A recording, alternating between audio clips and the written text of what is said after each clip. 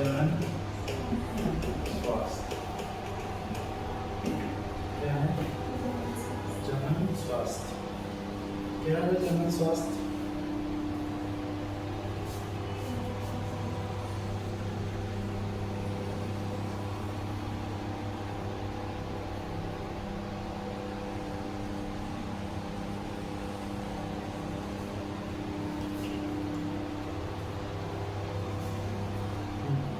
देखो जनन स्वास्थ्य क्या होता है, तो इस चैप्टर में अपने को कुछ चीजें पढ़नी। अपन ने अभी तक फर्स्ट चैप्टर में क्या पढ़ा है?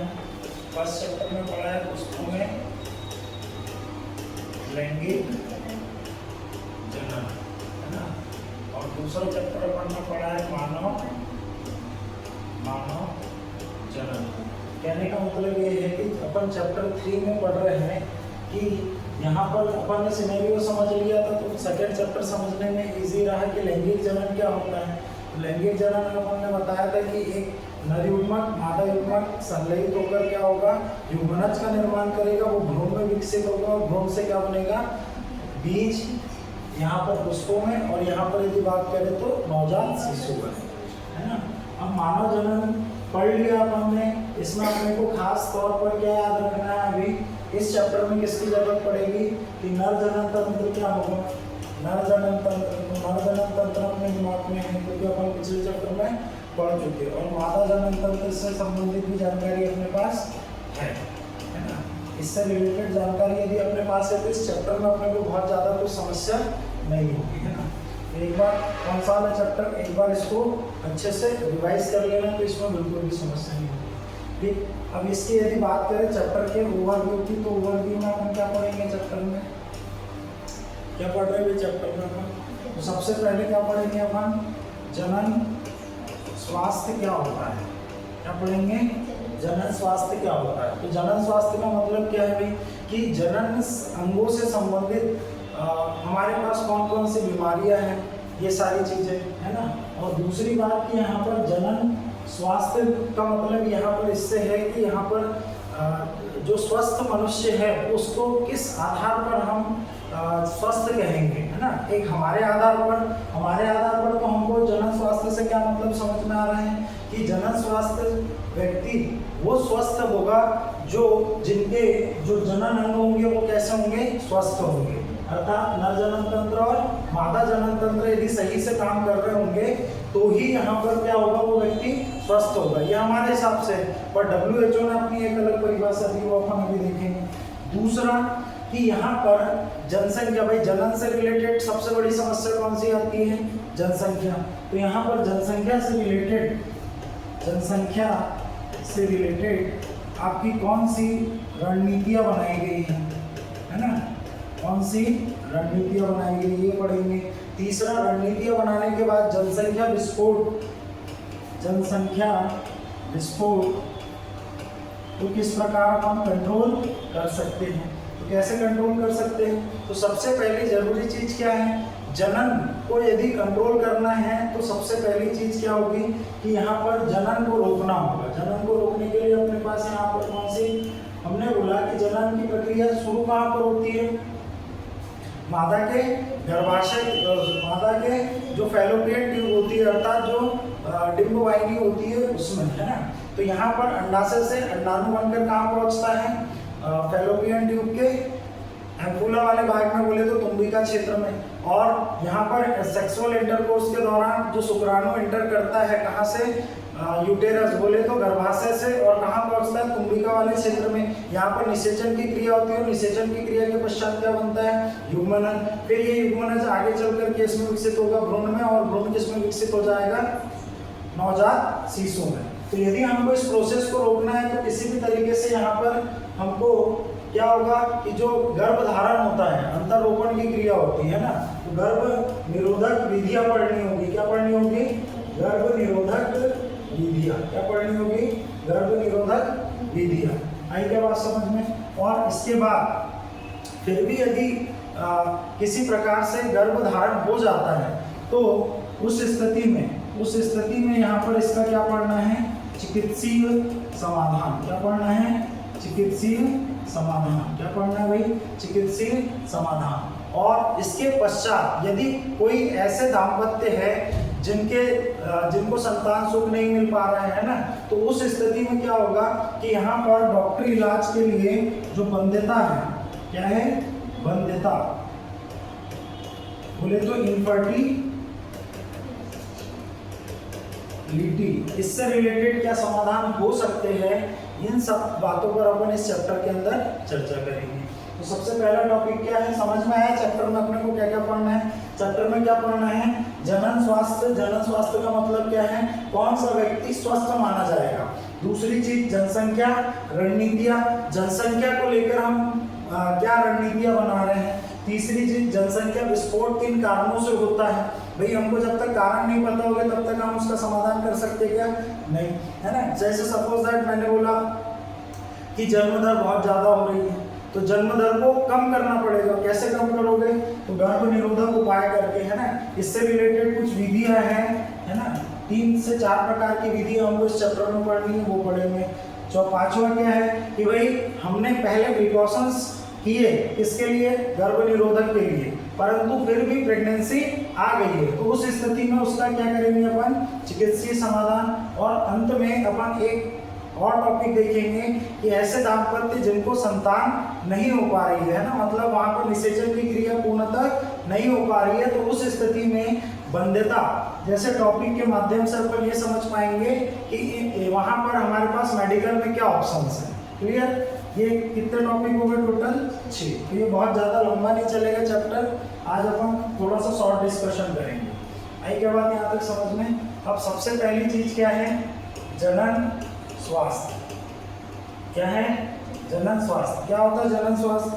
वैसे यदि हमारे अकॉर्डिंग बात करें इसके अकॉर्डिंग, हमारे अकॉर्डिंग, तो जनन स्वास्थ्य क्या होता है, मैंने बताया इसमें कौन से जनन अंग, क्या जनन अंग, जनन अंग बोले तो कौन कौन से होते हैं, मादा जनन अंग और नर जनन अंग, है ना, नर जनन अंग। यदि ये सही से कार्य कर रहे हैं, यदि ये सही से कार्य करे, तो ऐसे मनुष्य को क्या माना जाएगा, स्वस्थ। कैसा माना जाएगा, स्वस्थ। परंतु यहाँ पर एक इंटरनेशनल ऑर्गेनाइजेशन है, ये जनरली किसकी संस्था है, यूएनओ की। किसकी है, यूएनओ की। इसका फुल फॉर्म क्या है बेटा, वर्ल्ड हेल्थ ऑर्गेनाइजेशन, है ना। ये क्या है, वर्ल्ड हेल्थ ऑर्गेनाइजेशन, मतलब हेल्थ से रिलेटेड जो इंटरनेशनल लेवल पर जो सबसे बड़ी बॉडी उभर कर आती है वो कौन सी है, WHO। कौन सी है, WHO, है ना। इसकी स्थापना कब हुई थी बेटा, इसकी स्थापना कब हुई थी, 7 जुलाई 1948 को। और इसका हेडक्वार्टर कहाँ है, इसका हेडक्वार्टर कहाँ है, जेनेवा। कहाँ है, जेनेवा स्विट्जरलैंड। कहाँ है, जेनेवा स्विट्जरलैंड, जेनेवा स्विट्जरलैंड, है ना। ठीक, अब यहाँ पर WHO ये संस्था पता चल गई कौन है, इंटरनेशनल लेवल पर हेल्थ से रिलेटेड सबसे बड़ी संस्था कौन सी निकल कर आती है, WHO, है ना। इसका फुल फॉर्म क्या है, वर्ल्ड हेल्थ ऑर्गेनाइजेशन। और इसकी स्थापना कब हुई थी, 7 जुलाई 1948। और इसका हेडक्वार्टर कहाँ है, जेनेवा स्विट्जरलैंड, है ना। जेनेवा स्विट्जरलैंड, स्विट्जरलैंड बोले तो यूरोप का एक छोटा सा देश है, उसका एक शहर है कौन सा, जेनेवा, वहां पर इसका क्या है, हेडक्वार्टर। क्लियर। अब यहाँ पर WHO जनन स्वास्थ्य बोले तो किस व्यक्ति को स्वस्थ मानता है, तो ये कहता है कि भैया सिर्फ जनन अंग सही से कार्य करे यही जरूरी नहीं है स्वस्थ होने के लिए। क्या बोला इसमें, सिर्फ जरूरी नहीं है कि जनन अंग स्वस्थ हो या सही से कार्य करे, यही जरूरी नहीं है। इसके साथ साथ यहाँ पर इसने एक डेफिनेशन दी, जनन अंग सही से कार्य करने के साथ व्यक्ति कैसा होना चाहिए, करने के साथ व्यक्ति का मानसिक, सबसे पहला वर्ड क्या है, मानसिक। दूसरा वर्ड क्या है, शारीरिक। तीसरा वर्ड क्या है, व्यावहारिक। ये वर्ड याद रखना है, व्यावहारिक। और चौथा वर्ड क्या है? भावनात्मक। कैसा है? भावनात्मक और सामाजिक। कितने वर्ड हो गए टोटल? 1 2 3 4 और ये 5 है ना। रूप से स्वस्थ होना, रूप से स्वस्थ होना क्या कहलाता है? जनन स्वास्थ्य कहलाता है। क्या कहलाता है? जनन स्वास्थ्य कहलाता है। तो इसने कहा भैया सिर्फ जनन अंग सही से कार्य करे ऐसे व्यक्ति को हम जनन स्वस्थ नहीं बोलेंगे। कैसे व्यक्ति को बोलेंगे? ऐसा व्यक्ति जो जनन अंग सही से कार्य करने के साथ साथ जिस व्यक्ति का मानसिक, शारीरिक, व्यवहारिक, भावनात्मक, सामाजिक रूप से कैसा होना चाहिए? वो स्वस्थ होना चाहिए। भाई यदि यहाँ पर देखो आज के टाइम में है ना, यदि आप जो रेप होते हैं तो रेप की यदि लिस्ट निकालोगे तो यहाँ पर मान के चलो 10 से 13 आपका आंकड़ा पर डे का आज भी है। 10 से 13 का आंकड़ा पर डे का है। कहाँ पर? भारत की बात कर रहा हूँ। कहाँ पर बात कर रहा हूँ? भारत की। तो यहाँ पर क्या ऐसा लगता है कि मानसिक तौर पर वो व्यक्ति स्वस्थ होगा, है ना। जो रेप करने वाले व्यक्ति होते हैं जनरली वो मानसिक तौर पर स्वस्थ माने जा सकते हैं क्या? नहीं, वो मानसिक तौर पर कैसे है? बीमार। मानसिक तौर पर कैसे है? वो बीमार। इसीलिए हम यहाँ पर ये इसके साथ क्या बताया है कि जनन अंग सही से कार्य करने के साथ साथ कैसा होना चाहिए? मानसिक तौर पर भी स्वस्थ होना चाहिए, शारीरिक तौर पर भी स्वस्थ होना चाहिए, है ना। व्यवहारिक तौर पर कैसे? कि भाई उसका व्यवहार थोड़ा सा डिफाइन होना चाहिए, है ना। किसी तरीके का कोई अलग टाइप का बिहेवियर नहीं होना चाहिए। तो हम उसको क्या बोलेंगे? क्या बोलेंगे?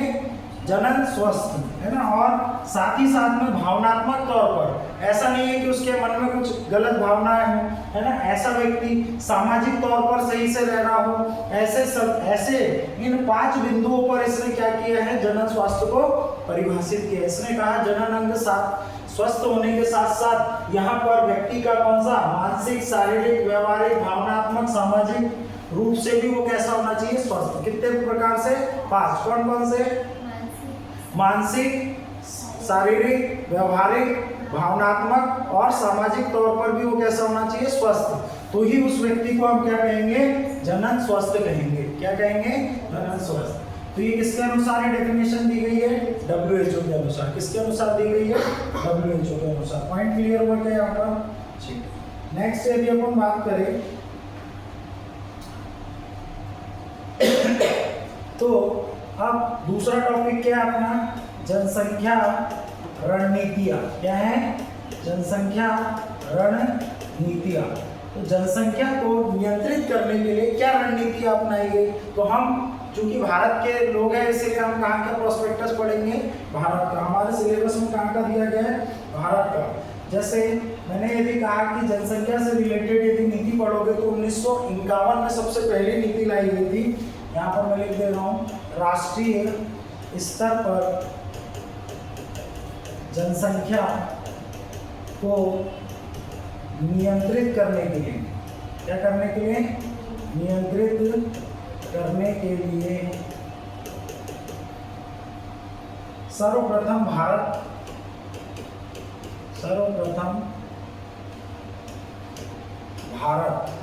है ना। यदि हम बात करें वर्ल्ड लेवल पर तो सबसे पहले किसने प्रयास शुरू किया? भारत ने। किसने शुरू किया? भारत देश द्वारा 1951 में परिवार नियोजन कार्यक्रम। कौन सा कार्यक्रम लाया था? परिवार नियोजन कार्यक्रम। कौन सा कार्यक्रम लाया था? परिवार नियोजन कार्यक्रम शुरू किया था। किसने किया था? भारत ने। सबसे पहले जनसंख्या को नियंत्रित करने के लिए कौन सा कार्यक्रम लाया गया था? परिवार नियोजन। कब लाया गया था? 1951 में। और इसने शुरुआत में कुछ नारे दिए, जैसे क्वैट डालने से क्या होता है? हमारा आंसर खूबसूरत हो जाता है ना। जैसे उस समय था हरदम रखे याद, है ना, मन में हरदम रखे याद। क्या याद रखना है? छोटा परिवार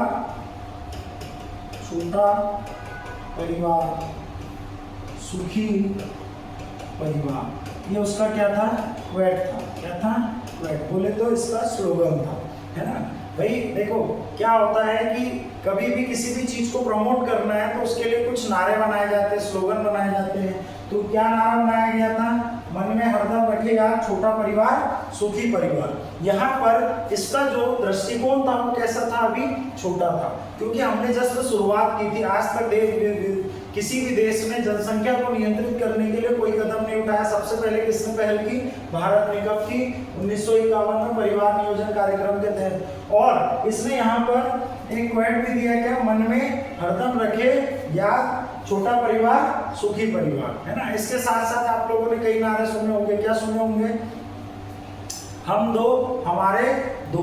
इस तरीके से यहाँ पर छोटे परिवार को संगठित रूप से क्या करने का प्रयास किया गया, प्रमोट करने का प्रयास किया गया। अब लॉजिकली सोचो कि ऐसा करने के पीछे रीजन क्या था, कि भाई लगातार जो दिन ब दिन है वो जनसंख्या दबाव क्या होता जा रहा है, बढ़ता जा रहा है। यदि मैं वर्ल्ड की बात करूं तो अभी 2022 में वर्ल्ड की पॉपुलेशन कितनी है बेटा, 800 करोड़। कितनी है, 800 करोड़। और भारत की कितनी हो गई है, 142.87 करोड़। कितनी हो गई है, 142.87 करोड़। तो सोचो 800 करोड़ में से 142.87 करोड़, लगभग 17.7% जनसंख्या केवल कहाँ की है, भारत की है ना। दूसरे नंबर पर आता है कौन, चीन। चीन की में कितनी है, 142.57 करोड़। कितनी है चीन में, 142.57 करोड़। और लगभग ये भी 17%, मतलब 35%, 100 में से केवल एशिया के 2 ऐसे देश हैं जहां पर जनसंख्या बहुत बढ़ गई है। तो कहने का मतलब ये है कि हमने उस समय इसको इस आधार पर शुरू किया था, क्योंकि उस समय ज्यादा शिक्षित लोग नहीं थे। मानसिकता क्या थी कि जितने ज्यादा परिवार में सदस्य होंगे उतने ज्यादा हमारे काम आसानी से होंगे। जैसे सपोज दैट यदि अपन बात करें पुराने समय की, खेतीहार व्यक्ति के यहाँ की बात करें तो खेत में जाने के लिए एक होना, एक आपका भैंस चराने के लिए होना, है ना, और एक घर पे भी काम करने के लिए होना। तो इस तरीके से इस सोच के अकॉर्डिंग वो क्या कर लेते थे, बच्चे पैदा कर लेते थे, जिसके कारण क्या हो रही है, जनसंख्या का दबाव क्या होता जा रहा है, लगातार बढ़ता जा रहा है। पॉइंट क्लियर हुआ क्या, ठीक। अब इसी कार्यक्रम को आगे इस रूप में बढ़ाया गया बेटा, रिप्रोडक्टिव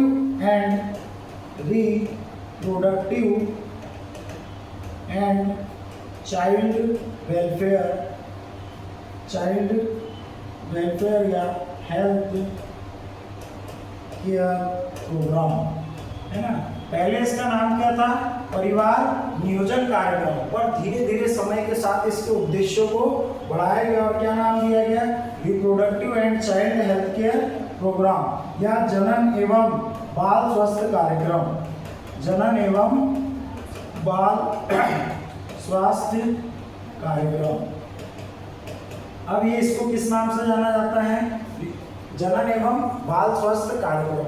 ऐसा नाम बदलने से क्या हो गया भाई, ऐसा नाम बदलने से ये हुआ कि यहाँ पर हम सिर्फ बात कर रहे थे किसकी, जनसंख्या की, कि भाई परिवार में हम कितने सदस्य होने चाहिए, 2। परंतु जब यहाँ पर इसका नाम बदला गया तो इसका मतलब ये हुआ कि यहाँ पर इसके उद्देश्यों में भी क्या लाया गया, परिवर्तन लाया गया।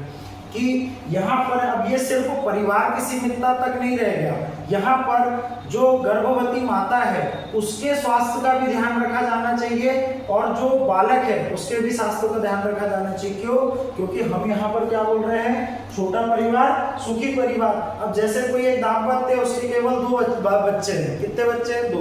यदि उसमें से या तो माता बीमार हो जाए या माता खत्म हो जाए या बच्चे बीमार हो जाए, बच्चे खत्म हो जाए, तो उस स्थिति में वो तो कैसे होगा, निसंतान होगा, है ना। तो यहाँ पर हमारा ध्यान इस ओर भी गया कि यदि हम छोटा परिवार सुखी परिवार का नारा लगा रहे हैं तो दूसरी ओर हमको उस माता और उस शिशु दोनों का भी ध्यान रखना पड़ेगा, है ना। तो उनके स्वास्थ्य से रिलेटेड यहाँ पर इस कार्यक्रम में कुछ नए उद्देश्य जोड़े गए। हम क्या पढ़ रहे हैं, जनसंख्या रणनीतियां। तो यहाँ पर यदि हम जनसंख्या को बढ़ा रहे हैं, बढ़ाने से रोक रहे हैं, तो रोके हुए जो जन्म लिए हुए कम संख्या के शिशु है उनके स्वास्थ्य का भी तो ध्यान रखना पड़ेगा। आई क्या बात समझ में, नहीं तो आज स्थिति हमारे यहाँ पर तो खैर 55 करोड़ युवा है, परंतु जापान में यदि देखोगे तो जापान में जो ज्यादा जनसंख्या है वो किसकी है? बूढ़े लोगों की। किसकी है? वहां आज युवा है ही नहीं। युवा है क्या?